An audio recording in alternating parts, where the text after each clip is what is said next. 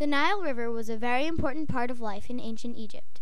The Nile is located in the eastern part of Egypt, which is in northeastern Africa.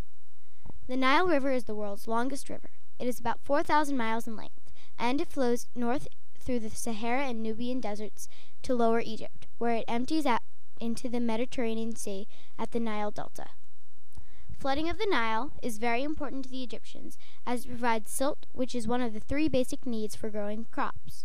The Nile's flood season is May through September.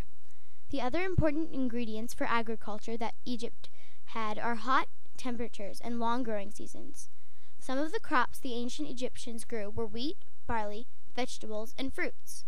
Without enough water from the flooding of the Nile, there wouldn't be any crops, and all of Egypt would be dry land, like the Sahara and Nubian deserts. Too much flooding of the Nile would wipe out crops, animals, and houses. Without the Nile River, life in ancient Egypt would have been impossible. Egyptians were great inventors. They realized that they needed a way to get water to their fields, so they came up with an efficient way to collect water from the Nile by using a shadoof. A shadoof is a device that lifts water into fields. The shadoof is basically a lever. There is a bucket on one end, while a rock is on the other end. Ancient Egyptians would pull the lever down to collect water, and then the rock would help them pull the bucket back up out of the Nile to add water to their canals. The ancient Egyptians used sailboats to travel on the Nile River to trade their goods.